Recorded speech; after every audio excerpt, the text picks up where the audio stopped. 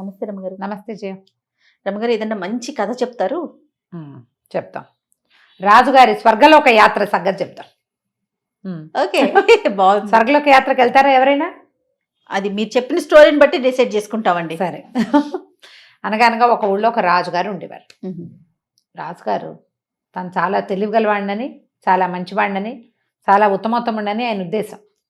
ఆయనకి చాలామంది చిన్న పొన్న అధికారులు వాళ్ళు ఉండేవాళ్ళు. ఒక మంత్రి గారు ఉండేవాడు. మంత్రి గారు ఎప్పుడూ రాజును పొగిడేవాడు. సహజం. సహజం. రాజుకు చాలా సంతోషంగా ఉండేది. మీరు ఎప్పుడు నాతోటే ఉండాలనేవాడు. ఇంత మంచి మంత్రి ఏదైనా ఒక పని చేస్తే శభాష్ అనేవాళ్ళు కావాలి కదా, మనకు కూడా కావాలి. అవునవును. అప్రిసియేషన్కి ఎంత అవసరమో అసలు జీవితానికి మనకు అదే కావాలి. అయితే ఈ రాజుకి మంత్రి గారిని ఎప్పుడు నువ్వు నాతోనే ఉండాలి అని అనేవాడు. ఎప్పుడు ఈయన్ని మాతోటే ఉంచుకోవాలి అనుకునేవాడు. ఒకరోజు రాజు మంత్రి కలిసి వ్యాహ్యాళ్ళకి ఏటో వెళ్ళారు. కొంచెం చీకటి పడి నగరానికి దగ్గరగా నడిచి వస్తుండగా నక్కల కూతలు వినపడ్డాయట. ఓకే. నక్కల కూతలు వినపడేసరికల్లా ఈ రాజుగారు ఇదేమిటి ఇన్ని నక్కలు ఒకేసారి కూస్తున్నాయి ఇంత దగ్గరలో అని అడిగేసరికల్లా వెంటనే మంత్రి గబగబా ఆలోచించుకున్నాడు. రాజు మనం ఏం చెప్పినా వింటాడు. పాపం నక్కలు చలికాలం కదా ప్రభు, చాలా చలేస్తుంది, వాటికి కంబళ్ళు లేవని మీతో మొరబెట్టుకుంటున్నాయి అన్నాడు. అంటే నక్కలు ఆపదలో ఉన్నాయన్నమాట. ఇప్పుడు మనకి మామూలుగా మంత్రులు చాలా మంది ఉంటారు కదా, అధికారులు చాలా మంది ఉంటారు. ఒక్కోళ్ళు ఒక్కోటి చేస్తారు. మంచిని నీళ్ళవాడు ఒకడు, రక్షణాధికారి ఒకడు, వాళ్ళకి మళ్ళీ సహాయ మంత్రులు ఉంటారు. ఏదైనా సమస్యలు వచ్చినప్పుడు హ్యాండిల్ చేసే అధికారులు ఉంటారు. మన దగ్గర కూడా ఉంటారు కదా ట్రబుల్ షూటర్స్. ఆ ట్రబుల్ షూటింగ్ అధికారులు ఎవరో పనిచేయట్లేదు సరిగ్గా. నక్కలకి ఇంత కష్టం వచ్చింది, చలేసి చచ్చిపోతున్నాయి అవి. ఆ కంబళ్ళు ఇవ్వలేదు వాటికి. అవి ఆ దుఃఖాన్ని రాజుగారితో మొరపెట్టుకుంటున్నాయి. ఓకే. రాజుగారు అబ్బా ఎవరు వాడు ఆ అధికారి అన్నాడు. అనేసరికల్లా ఫలానా అధికారి ప్రభు, పాపం వాడు వినిపించుకోలేదు కాబట్టి మీకు వచ్చి చెప్తున్నాయి నక్కలు, అందుకే ఒకేసారి ఓడబెడుతున్నాయి అనగానే వెంటనే ఆ అధికారిని కొరతయించండి, నక్కలకి కొంబళిపించండి అన్నాడు. బాగానే ఉంది. ఈయనకి ఆ ట్రబుల్ షూటింగ్ డిపార్ట్మెంట్లో ఉన్న హయ్యర్ అఫీషియల్ అంటే మంట ఈ మంత్రి గారికి. ఎప్పుడో కుదరలేదు వాడికి వీడికి, ఛాన్స్ దొరికింది. ఆయన్ని కొరతేశారు. ఓకే. ఆయన్ని శిక్షించి కంబళ్ళకి డబ్బులు, రాజుగారు శాంక్షన్ చేసిన డబ్బులు జేబులో వేసుకున్నారు. నక్కల కంబళ్ళు. మళ్ళీ కొద్ది రోజుల తర్వాత వెళ్తే మళ్ళీ నక్కల కూతలు వినిపించేసరికల్లా ఈయన మన రాజుగారు ఆశ్చర్యపోయి ఏంటి మళ్ళీ నక్కల కూతలు వినపడతాయంటే, అదే మహాప్రభు మీరు కంబళ్ళు ఇప్పించారు కదా, కృతజ్ఞతలు చెప్తున్నాయి అవి మీకు. రాజుగారు శభాష్ అంటాడు. ఆహాహా మీరు ఎంత గొప్ప పని చేశారు మంత్రి గారు, ఎక్కడైనా మీరు నాతోటే ఉండాలి ఎప్పుడు అనేసరికల్లా స్వర్గానికైనా నరకానికైనా మీతోటే వస్తాను ప్రభు, నేను మీరు ఎక్కడుంటే అక్కడ ఉంటానన్నాడు మంత్రి గారు. బాగుంది. కొన్ని రోజులు పోయాక మళ్ళీ వ్యాహ్యాలకి వెళ్ళారు. ఈయన సాయంకాలాలు మాట్లాడుకోవడానికి బాగుంటుంది, చల్లగా తిరుగుతూ ప్రతిరోజు వ్యాహ్యాలు వెళ్తూ ఉంటారు తరచుగా. ఒక 10 రోజులకి వారానికి అట్లా వెళ్తారు.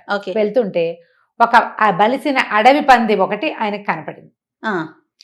కనపడేసరికల్లా ఈయన ఏమిటి అదెంత ఏమిటి అని అడిగేసరికల్లా ఈయన వెంటనే ఏం చేశాడంటే ఏనుగుల శాల, ఆ శాలలో ఉన్న అధికారి అంటే ఈయనకి ఇష్టం ఉండదు. అది పంది అది కాదు మహాప్రభు, మన దగ్గర ఉన్న ఏనుగులు ఉన్నాయి కదా, తిండి అవి సరిగ్గా పెట్టక ఇట్లా బక్క చిక్కిపోయి రోడ్ల మీద తిరుగుతున్నాయి అని చెప్పాడు. రాజుగారు ఆశ్చర్యపోయాడు. ఏనుగు చిక్కిపోయి ఇంత అయిపోయిందా అంటే ఆహారం పెట్టట్లేదు అనమాట. ఆ ఏనుగుల శాల అధికారి నాడు వాడిని ముందు ఖైదు చేయించండి, ఏనుగులకి బాగా తిండి పెట్టించండి. ఏనుగుల కోసం కొంత డబ్బు శాంక్షన్ చేశాడు. శాలాధికారి పోయి జైల్లో కూర్చున్నాడు. ఈయన తన చుట్టాన్ని ఒకరిని ఆ శాలాధికారిగా వేశాడు. ఎక్స్ట్రా వచ్చిన డబ్బులు నువ్వు నేను పంచుకున్నాం. సూపర్. రాజుగారు అన్నాడు మీ వల్ల కదా ప్రపంచం ఇంత బాగుంది అని సంతోషించాడు. మళ్ళీ వ్యాహ్యాళ్ళకి వెళ్ళినప్పుడు ఇంకొక అడవి పంది కనపడింది. అదేమిటి ఏనుగులకి బోల్ డబ్బు శాంక్షన్ చేశాం కదా, అది ఇంకా ఇలాగే ఉంది అంటే, అయ్యో అది ఏనుగు పిల్ల ఎందుకైంది మహాప్రభు, బలేవారు ఎలకలు మీ వంటశాల అధికారులు సరిగ్గా ఉండరు, అన్నీ వదిలిపెట్టేస్తారు, ఆరోగ్యకరమైన ఆహారాన్ని అంతా వదిలిపెట్టేస్తారు. ఎలికలు తిని తెగబలిసిపోయినాయి. వంటశాలల్లో జరిగే పొరపాటు వల్ల ఎలికి ఇట్లా పంది ఎంత అయింది అన్నాడు. అనేసరికల్లా అంటే ఇప్పుడు పందికొక్కులు ఉంటాయి కదా, అవునవును, అవి ఇంతలా ఉంటాయి.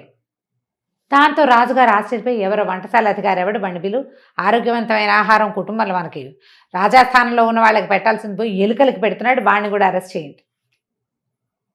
ఆ వంటశాల వాడు పరిగెత్తుకుంటూ మంత్రి గారి దగ్గరికి వచ్చాడు. బాబు నన్ను రక్షించండి ఎలాగైనా అని కొంత డబ్బు సమర్పించుకున్నాడు. సరే వంటశాల అధికారిని ఉరిదీయమన్నారు రాజుగారు. ఖైదు కాదు. వీడి అశ్రద్ధ వల్ల నాకు లభించవలసిన ఆరోగ్యం అంతా ఎలుకలకు లభిస్తుంది. ఓకే, నా కుటుంబం బాగుండాల్సి పోయి ఎలుకల కుటుంబాలు బాగుంటున్నాయి. కాబట్టి ఉరిదీయమంటే రాజుగారి సమక్షంలోనే ఉరిదీయటానికి మొదలుపెట్టారు. వాడు డబ్బు ఇచ్చాడు కదా మంత్రి గారికి. సరే, మంత్రి ఏం చేశాడు, ఆ ఉరి తీసే టైంకి పరిగెత్తుకొని వచ్చి, ఆపండి ఆపండి మహాప్రభు, ఇప్పుడు తీయదు, ఇది చాలా శుభముహూర్తం. ఇప్పుడు గనక ఉరి తీసి వీడిని చంపేశామంటే వీడు స్వర్గానికి వెళ్ళిపోతాడు. ఈ సమయంలో గనక మరణిస్తే స్వర్గయాత్ర తథ్యం. వీడు మీకు అన్యాయం చేశాడు, రాజుకి ఆరోగ్యవంతమైన ఆహారం ఇవ్వకుండా అన్యాయం చేశాడు. కాబట్టి ఇలాంటి వాడికి స్వర్గలోక ప్రాప్తి లభించచ్చా? వీడికి నరకం లభించాలి. కాబట్టి ఈ ముహూర్తంలో తీయకూడదు, ఊరేపండి అన్నాడు. అనగానే రాజుగారు ఎగిరి గంతేశాడు. ఎప్పటి నుంచో స్వర్గానికి వెళ్ళాలనుకుంటున్నా, పట్టు ముందు నన్ను ఉరిది. ఆయన తెలివది. తలారా ఆశ్చర్యపడి ఏం చెయ్యాలని తీరా ఉరి అన్నాడు. ఈయన గబగబా వెళ్ళిపోయి ఉరికోయి దగ్గర నుంచున్నాక ఆయన గుర్తొచ్చింది, స్వర్గానికైనా నరకానికైనా నాతోటే వస్తానన్నాడు మంత్రి కదా, 3 సార్లు చెప్పాడు, 5 సార్లు. పైగా ఇప్పుడు నేను స్వర్గానికి వెళ్ళిపోతే అక్కడ నాకు కంపెనీ ఎవరు, మంచి మాటలు ఎవరు చెప్తారు? కాబట్టి మంత్రి గారిని ముందు ఉరిదిగి నాతో పాటే వస్తాడు అని చెప్పి మంత్రిని కూడా ఉరిది ఇచ్చారు. ముందు మంత్రి, తర్వాత రాజుగారు ఇద్దరు లోకయాత్రకి వెళ్ళిపోయాడు. స్వర్గలోకయాత్రకి వాళ్ళు వెళ్ళిపోగానే రాజుగారు అమ్మాయి ఈయన పీడ వదిలిందని సైన్యాధికారి మిగిలిన అధికారులంతా కలిసి ఒక రాజును ఎన్నుకుని తమలోనే అతనితోటి రాజ్యం చేయించుకుని అమ్మయ్య వీళ్ళ పీడ విరగడైందని సంతోషించారు. ఇప్పుడు సాధారణంగా ఇలా చేస్తారు, మనని పొగిడే వాళ్ళు మనకి మంచి వాళ్ళుగా ఉంటారు, కనిపిస్తారు. మనం లోకంలో సహజంగా ఉంటుంది. అప్రిసియేషన్ కోరుకుంటూ ఉంటారు ఎంతసేపు. అవును, అవతల వాళ్ళకి లోటుపాట్లు ఏమి చెప్పే లక్షణం లేదనుకో, అన్నిటికీ సూపర్ అంటారు. అవును, నిన్ను ఎవరైతే విమర్శిస్తారో, అది బాగుండలేదని చెప్తారో వాళ్ళని వాళ్ళని అనుకోం మనం అసలు. అవునవును, మన వాళ్ళని అనిపించదు. అవును, తీసుకోలేకపోతాం రవి గారు, మన తప్పుని ఎంచితే తీసుకోలేకపోతాం. తప్పుని ఎంచితే తీసుకోలేకపోతే మనకి ఎప్పటికీ పర్ఫెక్షన్ రాదు. ఆ సంగతి మనకు అర్థమే కాదు. సో మన రాజుగారు ఈ రకంగా యాత్రకి మంత్రి గారితో సహా వెళ్ళిపోయాడు. సూపర్ ఉందండి ఈ కథ చెప్పండి, పిల్లలకి బ్రహ్మాండంగా ఉంటుంది. చాలా బాగుంది రమ్మ గారు. నమస్తే. నమస్తే జయ.